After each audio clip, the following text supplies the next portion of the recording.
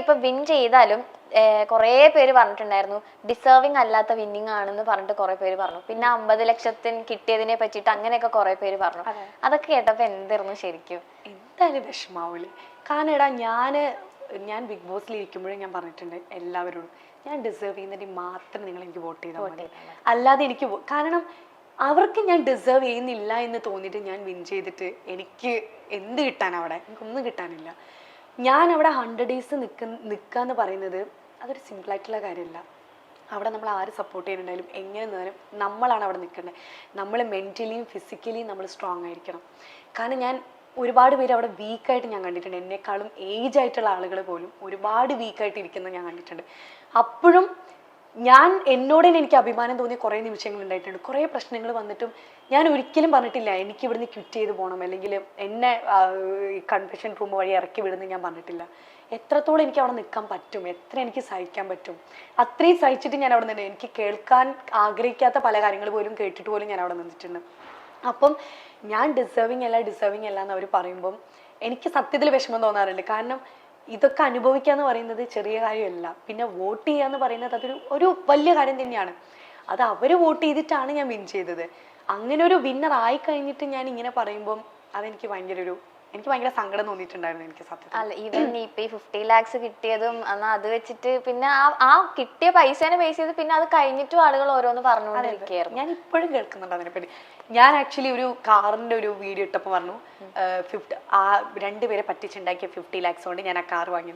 ആ കാറിന്റെ പൈസ 1.5 കോടി രൂപയാണ്. ഓക്കെ, എനിക്ക് ആകെ കിട്ടിയത് 50 lakhs. അതും ടാക്സ് കഴിഞ്ഞിട്ട് എത്ര കിട്ടും നിങ്ങൾക്ക് അറിയാലോ. അങ്ങനെയുള്ള കുറേ തംബ്നെയിൽസ് ഒക്കെ ഇട്ടിട്ട് കുറേ വീഡിയോസുകൾ വരിക, കുറേ കമന്റ്സുകൾ വരിക, അങ്ങനെയൊക്കെ ഫസ്റ്റൊക്കെ ഭയങ്കര വിഷമമായിരുന്നു. എന്നെക്കാളും വിഷമം ഞാൻ അനുഭവിക്കുന്നതിനേക്കാൾ എനിക്ക് ആദ്യമേ ഉള്ളൊരു ഇതാണ്, എൻ്റെ ചുറ്റുമുള്ളവരും ഞാൻ കാരണം സങ്കടപ്പെടരുത് എന്ന് ആദ്യമേ ആഗ്രഹമുള്ളൊരു വ്യക്തിയാണ് ഞാൻ. അവർ സങ്കടപ്പെടുന്ന കാണുമ്പോൾ എനിക്ക് ഭയങ്കര വിഷമമാണ്. എൻ്റെ ചേച്ചിയാണ്, അനിയത്തിയാണെങ്കിൽ അച്ഛനാണ്, അമ്മയാണ്. കാരണം ഞാൻ അങ്ങനെ ഇതുവരെ ഒരാൾ എന്നെക്കുറിച്ച് അങ്ങനെ മോശമായിട്ട് പറഞ്ഞിട്ടോ അങ്ങനെയൊന്നും ഇതുവരെ ഉണ്ടായിട്ടില്ല നമ്മുടെ. ഈ ബിഗ് ബോസിൽ വന്നതിന് ശേഷമാണ് ഇങ്ങനെ കുറേ കോൺട്രവേഴ്സീസും ഇങ്ങനത്തെ കുറേ തംബ്നെയിൽസും കാര്യങ്ങളൊക്കെ വരുന്നത്. അപ്പോൾ അച്ഛനും അമ്മയ്ക്കൊക്കെ അത് പുതിയതാണ്. അപ്പോൾ അവരത് കാണുമ്പോൾ അവർക്കത് ഭയങ്കര വിഷമമായിരുന്നു. ഭയങ്കര എന്ന് പറഞ്ഞാൽ എൻ്റെ അച്ഛൻ കരഞ്ഞിട്ട് വരെ ഞാൻ കണ്ടിട്ടുണ്ട്.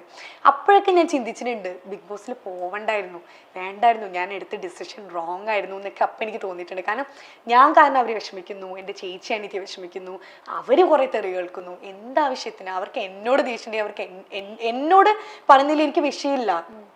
എൻ്റെ ചുറ്റുള്ളവർ അനുഭവിക്കുന്നതാണ് എനിക്ക് ഭയങ്കര സങ്കടം തോന്നുന്നത്. പക്ഷെ ഇപ്പം എനിക്കുണ്ടല്ലോ അങ്ങനെയൊക്കെ അനുഭവിച്ചിട്ടാണെങ്കിൽ ഇപ്പം ഞാൻ ഭയങ്കര സ്ട്രോങ് ആണ്. അത്രയും ഞാൻ കേട്ടു. ഇനി അതിലും വലുതായിട്ട് എന്തെങ്കിലും കേൾക്കാനുണ്ടോ എന്ന് വെച്ചാൽ എനിക്ക് അറിഞ്ഞൂടാ.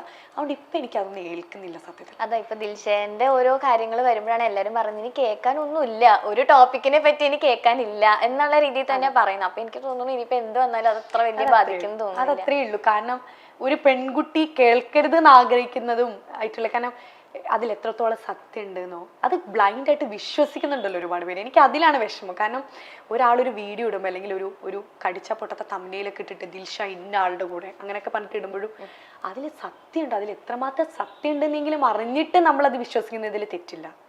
അങ്ങനെയൊക്കെ ആലോചിക്കുമ്പോൾ ഇപ്പം ഞാൻ വിചാരിക്കും നെവർ മൈൻഡ്.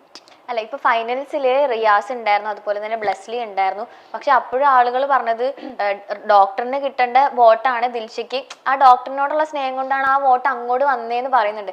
അപ്പൊ എത്ര വിൻ ചെയ്യുമ്പോഴും ദിൽഷയ്ക്ക് അങ്ങനെ ഒരു തോട്ട് ഉണ്ടായിരുന്നോ?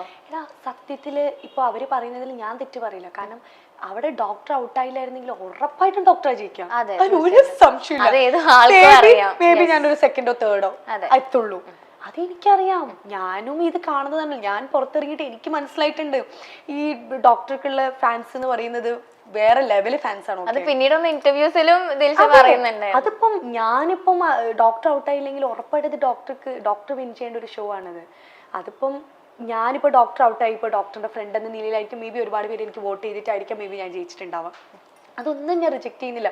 കാരണം അതൊക്കെ പരമാർത്ഥമായ സത്യമാണ്. അതൊന്നും റിജക്ട് ചെയ്യേണ്ട ആവശ്യമില്ലല്ലോ. എനിക്ക് വളരെ എളിമയോട് അക്സെപ്റ്റ് ചെയ്യുന്നുണ്ട് നമ്മള്. അതത്രേ ഉള്ളൂടാ. കാരണം ആർക്കും അറിയാതെ. കാരണം ഡോക്ടർക്ക് ഒരുപാട് ഫാൻസ് ഉണ്ട്, ഞങ്ങളുടെ കോംബോ ഇഷ്ടപ്പെട്ട ഒരുപാട് പേരുണ്ട്, അവരൊക്കെ വോട്ട് ചെയ്തിട്ടുണ്ട്. ഒരുപാട് പേര് കഷ്ടപ്പെട്ട് വോട്ട് ചെയ്തിട്ട് തന്നെയാണ് ഞാൻ വിൻ ചെയ്തത്. അതിനൊന്നും എനിക്ക് ഒരു പരാതിയും ഇല്ല. പക്ഷെ അത് കഴിഞ്ഞ് ഞാൻ കുറേ സംഭവങ്ങൾ കേൾക്കേണ്ടി വന്നിട്ടുണ്ട് എനിക്ക്. അപ്പൊ എനിക്ക് അതിലൊക്കെയാണ് സങ്കടം. എനിക്ക് തോന്നുന്നു അതിനുശേഷം എനിക്ക് ആ ഒരു വീഡിയോ ദിൽഷ ചെയ്തത് അല്ലേ. അതിൻ്റെ പിന്നിലും ഒരുപാട് സ്റ്റോറികളുണ്ട്. അതാണ് ഞാൻ പറഞ്ഞത്, നമുക്ക് എല്ലാം നമുക്ക് ഓഡിയൻസിൻ്റെ അടുത്ത് വന്നിട്ടോ അല്ലെങ്കിൽ എൻ്റെ പേഴ്സണൽ ലൈഫിൽ നടക്കുന്ന എല്ലാം എനിക്കൊരു വീഡിയോ ആയിട്ട് വന്നിട്ട് പറയാൻ പറ്റില്ല. അതാ ഞാൻ പറയാം, എന്തെങ്കിലും ഒരു സംഭവം നടക്കുന്നുണ്ടെങ്കിൽ അതിൻ്റെ പിന്നിലൊരു റീസൺ ഉണ്ടാവും. ആ റീസൺ ചിലപ്പോൾ എനിക്ക് എൻ്റെ ഫാമിലിക്ക് മാത്രമേ എനിക്കറിയാം. ചിലപ്പോൾ അത് നാട്ടുകാരോട് പറയുന്ന എനിക്ക് ആഗ്രഹം ഉണ്ടാവില്ലായിരിക്കും, അത് എന്നിൽ തന്നെ പറയണ്ട. അതാ ഞാൻ പറഞ്ഞത്. അപ്പം നമ്മൾ സൈലന്റ് ആയിട്ട് ഇരിക്കുന്നതിന്റെ അർത്ഥം അത് സത്യമാണെന്നല്ല, അത്രേ എനിക്ക് പറയാനുള്ളൂ. കാരണം ഞാൻ അതിനിപ്പോ തെളിയിക്കാനും പോകുന്നില്ല. എനിക്ക് തെളിയിക്കാനാണെങ്കിലും ഞാൻ അത് വിട്ടു. ബിഗ് ബോസ് എന്ന് പറഞ്ഞ ചാപ്റ്റർ അത് അവിടെ കഴിഞ്ഞു. എത്രയൊക്കെ വന്നാലും ഭയങ്കര ബെസ്റ്റ് ഫ്രണ്ട് ആയിട്ട് കണ്ട ഒരാളായിരുന്നു ഡോക്ടർ. ഇനി ആ ഒരു ഫ്രണ്ട്ഷിപ്പ് വേണം എന്ന് എപ്പോഴെങ്കിലും ആഗ്രഹിക്കുന്നുണ്ടോ? അത് കഴിഞ്ഞില്ലേ, നമ്മളിനിപ്പം അതിനെ കുറിച്ച് ഇനിയിപ്പോ സംസാരിച്ചിട്ടുണ്ടാ, അത് പോട്ടെ. ഡോക്ടറിന്റെ എൻഗേജ്മെന്റ് വീഡിയോസ് ഒക്കെ കണ്ടായിരുന്നോ ദിൽഷ? എൻഗേജ്മെന്റ് വീഡിയോ ഞാൻ യൂട്യൂബിൽ കണ്ടിട്ടുണ്ടായിരുന്നു, 2-3 വീഡിയോസ് കണ്ടിട്ടുണ്ടായിരുന്നു. ഇപ്പൊ ആരൊക്കെ ആയിട്ടുണ്ട് കണക്ഷൻ ഒക്കെ ഉണ്ട് ഇപ്പൊ ബിഗ് ബോസില്? സൂരജുണ്ട് ഹൗസ് വാമിങ്ങിനൊക്കെ വന്നിട്ടുണ്ടായിരുന്നു. പിന്നെ അഖിലേട്ടൻ, പിന്നെ സുചിത്ര ചേച്ചി ഇടയ്ക്ക് വിളിക്കാറുണ്ട്, ശാലിനി, പിന്നെ ജാസ്മിൻ, റിയാസ്, ഡേസി, അപർണ, അവരൊക്കെ എല്ലാവരും നമ്മൾ ഹായ് ബൈ അങ്ങനെ നോർമലായിട്ട്. ഓക്കെ. ഇപ്പൊ ഈ സൈബർ അറ്റാക്ക് അല്ലെങ്കിൽ കോൺട്രവേഴ്സീസ് ഒക്കെ വരുമ്പോ ആ ഉണ്ടായിരുന്ന മെന്റൽ പ്രഷർ, ഭയങ്കര മെന്റൽ പ്രഷർ, എനിക്ക് പറയേണ്ട ആവശ്യമില്ല, അത് അനുഭവിച്ച ദിൽഷയ്ക്ക് അത് നന്നായിട്ട് അറിയാം. എങ്ങനെ ശരിക്കും അത് ഓവർകം ചെയ്തത്? ബിക്കോസ് നാളെ ഇനിയിപ്പോ ഇങ്ങനെ ഒരാൾക്ക് ഉണ്ടായാ മേ ബി ഇതൊരു എക്സ്പീരിയൻസ് ആണ്. ഈ എക്സ്പീരിയൻസ് നമ്മൾ ഷെയർ ചെയ്യാന്ന് പറയുന്ന ചെറിയ കാര്യമല്ല. കാരണം അത്രത്തോളം മെന്റൽ പ്രഷർ അനുഭവിച്ച ഒരാളാണ് ദിൽഷ. അത്രയും കോൺട്രവേഴ്സീസിൽ നിന്നൊക്കെ എങ്ങനെ ശരിക്കും ഓവർകം ആയേ? ഞാൻ പലപ്പോഴും വിചാരിച്ചിട്ടുണ്ടായിരുന്നു, ഓക്കെ, ഈ 100 ദിവസം അവിടെ നിന്നതിനേക്കാളും കൂടുതൽ ഞാൻ അനുഭവിച്ചിട്ടുണ്ട് ഞാൻ അവിടെ പുറത്തിറങ്ങിയിട്ട്.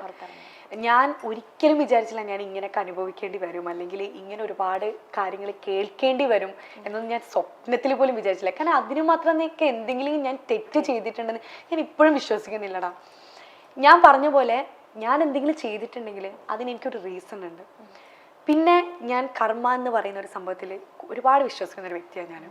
ഞാൻ തെറ്റായിട്ട് എന്തെങ്കിലും ചെയ്തിട്ടുണ്ട്, അത് അനുഭവിക്കാൻ ഞാൻ ബാധ്യസ്ഥയാണ്. അത് ഇന്നല്ലെങ്കിൽ നാളെ അത് എന്തായിരുന്നു എന്ന് എക്സ്പീരിയൻസ് ചെയ്തിട്ടേ ഞാൻ ഇവിടുന്ന് പോവുള്ളൂ എന്ന് വിശ്വസിക്കുന്ന ഒരാളാണ് ഞാൻ. അപ്പം ഞാൻ ഈ ബിഗ് ബോസ് ഇറങ്ങി കഴിഞ്ഞതിന് ശേഷം ഞാൻ മാത്രമല്ല, എൻ്റെ ഫാമിലി ഒക്കെ, ഞാനെന്ന് പറഞ്ഞൊരു എൻ്റെ ക്യാരക്ടർ നോക്കുകയാണെങ്കിൽ ഞാൻ ഇങ്ങനെ വിഷമിച്ചിരിക്കുന്ന ഒരാളല്ല, ഒരു ഭാഗത്ത് ഇങ്ങനെ അടങ്ങിയിരിക്കുന്ന ഒരാളല്ല. എപ്പോഴും ഇങ്ങനെ കളിച്ച് ചിരിച്ച് അടിച്ചു പൊളിച്ച് ഇങ്ങനെ നടക്കുന്നത്. കാരണം ഒരുപാട് പ്രഷർ എനിക്ക് താങ്ങാൻ പറ്റില്ല സത്യത്തിൽ. കാരണം എനിക്ക് ഇതുവരെ കിട്ടിയിട്ടില്ല അങ്ങനെ ഒരു പ്രഷർ. അതുകൊണ്ട് എനിക്ക് അങ്ങനെ ഒരു ഇതുള്ള ഒരാളാണ് ഞാൻ. അങ്ങനത്തെ ഞാൻ പുറത്തിറങ്ങി കഴിഞ്ഞപ്പം കേൾക്കുന്നതും കാണുന്നതൊക്കെ ഞാൻ ഒരിക്കലും വിചാരിക്കാത്ത കുറേ സംഭവങ്ങളായിരുന്നു. കുറേ ദിവസം ഞാൻ എൻ്റെ മൊബൈലൊന്നും കൈകൊണ്ടേ തൊട്ടിട്ടില്ല, ഞാൻ എടുത്തിട്ടേ ഇല്ല. എനിക്ക് കുറേ കോൾസ് വരുന്നുണ്ട്, എനിക്ക് എത്ര ഓഫേഴ്സ് വന്നിട്ടുണ്ടെന്ന് പോലും എനിക്ക് അറിഞ്ഞുകൂടാ. കുറേ പേരൊക്കെ എന്നെ ഇപ്പോഴും വിളിച്ചിട്ടുണ്ട്, ബിഗ് ബോസ് ഇറങ്ങിയതിന് ശേഷം ദിൽഷനെ ഞങ്ങൾ ഇങ്ങനൊരു മൂവിക്ക് വിളിച്ചിട്ടുണ്ടായിരുന്നു, ഇങ്ങനൊരു സംഭവത്തിന് വിളിച്ചിട്ടുണ്ടായിരുന്നു എന്നൊക്കെ എൻ്റെ അടുത്ത് എത്ര മെസ്സേജ് അയച്ചു. ഒരു തമിഴിലൊരു വലിയൊരു പ്രൊജക്റ്റിൽ വരെ അവരെന്നെ കോൺടാക്ട് ചെയ്യുമ്പോൾ എന്നെ കോൺടാക്ട് ചെയ്യാൻ കിട്ടിയിട്ടില്ല അവർക്ക്. കാരണം ഞാനൊരു കോൾ എടുക്കുന്നില്ല, മെസ്സേജിന് റിപ്ലൈ കൊടുക്കുന്നില്ല, ഞാനൊരു ഭാഗത്ത് ഇങ്ങനെ സൈലൻ്റായിട്ട് ഇങ്ങനെ ഇരിക്കുക. അങ്ങനെ എത്ര നാളായിരുന്നു? കുറച്ച് ദിവസം ഞാൻ ഇങ്ങനെ ഇരുന്നു. സങ്കടം വരുന്നുണ്ട്, എന്നെ കാണുമ്പോൾ എൻ്റെ അച്ഛനമ്മയ്ക്ക് വിഷമാവാ, എൻ്റെ ചേച്ചിക്ക് എനിക്ക് വിഷമാവാണ്. ഞാൻ ആ ദിവസത്തിനെ കുറിച്ച് ഇങ്ങനെ ആലോചിക്കാൻ പോലും ഞാൻ ആഗ്രഹിക്കുന്നില്ല സത്യത്തിൽ. നമ്മള് സിനിമയിലൊക്കെ കാരണം എൻ്റെ അനിയത്തിന്റെ ബർത്ത്ഡേ ആയിരുന്നു ആ ടൈമിൽ, ജൂലൈ 15 ഞാൻ ഇറങ്ങുന്ന ടൈമില്. നമ്മൾ ഈ കുട്ടി ഇതുവരെ നമ്മൾ സെലിബ്രേറ്റ് ചെയ്യുന്നതാ. എൻ്റെ ബർത്ത്ഡേ, അനിയത്തിന്റെ ബർത്ത്ഡേ, നമ്മൾ ഫാമിലി മാത്രം കേക്കൊക്കെ കട്ട് ചെയ്ത് ഒരു പുതിയ ഡ്രസ്സൊക്കെ വാങ്ങിയിടുക, അങ്ങനെയൊക്കെ അമ്പലത്തിൽ പോവാ, പ്രാർത്ഥിക്കുക. എൻ്റെ അനിയത്തിന്റെ ബർത്ത്ഡേ അന്ന് രാവിലെ മുതൽ വൈകുന്നേരം വരെ എങ്ങനെ നടന്നു പോലും എനിക്കല്ല. ഞങ്ങൾ അന്ന് ഒരു പറക്കാട്ടിന്റെ റിസോർട്ടിൽ പോയിട്ടുണ്ടായിരുന്നു. അവരാണ് ഒരു കേക്ക് കൊണ്ടുവന്നിട്ട് അന്ന് നമ്മൾ കട്ട് ചെയ്തത് ഈവനിങ്ങിൽ, നൈറ്റിലായിരുന്നു തോന്നുന്നു. ആ ഒരു സെലിബ്രേഷൻ മാത്രമേ. കാരണം അന്ന് രാത്രി വരെ ഈ വീഡിയോ എടുക്കുന്നത് ഞാൻ അന്ന് രാത്രിയായിരുന്നു. അന്ന് വരെ അവിടെ കരച്ചിലും ബഹളൊക്കെ ആയിരുന്നു വീട്ടിൽ. ചിലർ വിളിച്ചിട്ട് പറയുന്നു, എന്താ പറയുക, ഞാൻ ബൈക്ക് ഓടിച്ച് പോകുന്നല്ലേ, ലോറിൻ്റെ അടിയിൽ പെടാൻ നോക്കിക്കോ, അങ്ങനെയൊക്കെയാണ് വിളിച്ച് പറയുന്നത്. ചിലരൊക്കെ വിളിച്ചിട്ട് നിന്നെ ജീവനോടെ വെച്ചേക്കൂല. എനിക്കറിഞ്ഞൂടാ, എന്റെ നമ്പർ വരെ എങ്ങനെ കിട്ടിയെന്ന് എനിക്കറിയില്ലടാ. കുറേ കോൾസുകൾ വരുന്നുണ്ട്, എൻ്റെ ചുറ്റുള്ളവർക്ക് വരുന്നുണ്ട് ഒരുപാട് പേർക്ക് കോളുകൾ. എൻ്റെ കൂടെ നിന്ന് ഫോട്ടോ എടുത്തു കഴിഞ്ഞാൽ, അവളുടെ കൂടെ ഇനി ഫോട്ടോ എടുത്തു കഴിഞ്ഞാൽ നിനക്ക് ഇതായിരിക്കും ഇനി കിട്ടാൻ പോകുന്ന ഇത്, അങ്ങനെയൊക്കെ പറഞ്ഞിട്ട്. അപ്പോൾ ഒന്ന് ആലോചിച്ച് നോക്ക്, നമ്മളുടെ മൈൻഡിൽ എന്തൊക്കെയൊക്കെ ഒരു ഭീകരത ഫീൽ ചെയ്യില്ലേ നമുക്ക്. അതായിരുന്നു അവസ്ഥ. മിനി സ്ക്രീൻ പ്രേക്ഷകർ കാത്തിരിക്കുന്ന വിവാഹമാണ് റോബിൻ രാധാകൃഷ്ണന്റേതും ആരതി പൊടിയുടേതും. ബിഗ് ബോസ് ഷോയ്ക്ക് ശേഷം റോബിൻ നൽകിയ അഭിമുഖം വഴിത്തിരിവായി ആരതിയുമായി പ്രണയത്തിലാവുകയായിരുന്നു. ആ പ്രണയത്തെക്കുറിച്ചെല്ലാം ഇരുവരും നേരത്തെ പലതവണ സംസാരിച്ചിട്ടുമുണ്ട്. ഗംഭീരമായി നടന്ന വിവാഹ നിശ്ചയവും സോഷ്യൽ മീഡിയയിൽ ചർച്ചയായിരുന്നു. ഇനി കല്യാണമാണ്. വരുന്ന ഫെബ്രുവരി 16-നാണ് റോബിൻ രാധാകൃഷ്ണൻ ആരതി പൊടി വിവാഹം. അടുത്തിടെ മാധ്യമങ്ങളോട് പ്രതികരിക്കവേ റോബിൻ വിവാഹ വിശേഷങ്ങൾ പങ്കുവച്ചു. വലിയ ആർഭാടമായി നടത്തുന്ന വിവാഹമൊന്നുമല്ല, അടുത്ത ബന്ധുക്കളും സുഹൃത്തുക്കളുമെല്ലാം പങ്കെടുക്കുന്ന കുറച്ചധികം ചടങ്ങുകളുള്ള വിവാഹമായിരിക്കും. പിന്നെ വിവാഹ ജീവിതത്തിൽ ഒന്നല്ലേ ഉള്ളൂ, അതുകൊണ്ട് അത് ഓർമ്മിച്ചു വയ്ക്കാൻ പാകത്തിന് മനോഹരമാക്കുമെന്നാണ് റോബിൻ പറഞ്ഞത്. കല്യാണ വിളികളൊക്കെ നടന്നുകൊണ്ടിരിക്കുകയാണ്. ഡ്രസ് ഡിസൈനിങ്ങും മറ്റും പൂർത്തിയായി വരുന്നു. കല്യാണത്തിന് ലാലേട്ടനെ പോയി വിളിക്കും. അദ്ദേഹത്തിന്റെ അനുഗ്രഹം വാങ്ങും. വരുന്ന കാര്യം അറിയില്ല, അദ്ദേഹം തിരക്കുള്ള ആളല്ലേ, വന്നാൽ സന്തോഷം എന്നാണ് റോബിൻ പറഞ്ഞത്. കല്യാണത്തിന് ശേഷമുള്ള ഹണിമൂൺ അല്പം വ്യത്യസ്തമായിരിക്കും എന്നും റോബിൻ വ്യക്തമാക്കുന്നുണ്ട്. 2 വർഷം നീണ്ടു നിൽക്കുന്ന ഹണിമൂൺ പ്ലാൻ ആണ് ഇപ്പോൾ തങ്ങൾക്ക്. 27-ൽ അധികം രാജ്യങ്ങളിലേക്കുള്ള യാത്രയായിരിക്കും. തന്റെ ഒരു ഫ്രണ്ടാണ് ഈ വ്യത്യസ്തമായ ഹണിമൂൺ പ്ലാൻ പാക്കേജ് തന്നത്. ഒരുപക്ഷെ ഇങ്ങനെയൊരു ഹണിമൂൺ പ്ലാൻ കേരളത്തിൽ ആദ്യമായിട്ടായിരിക്കും. താൻ ഒരുപാട് സ്ഥലങ്ങളിൽ പോയിട്ടുള്ള ആളല്ല. അപ്പോൾ പിന്നെ കല്യാണത്തിന് ശേഷം ഒരുമിച്ച് ഒരുപാട് യാത്ര ചെയ്യാം എന്നാണ് തങ്ങളുടെ ഇപ്പോഴത്തെ പ്ലാൻ എന്നും പറയുന്നു.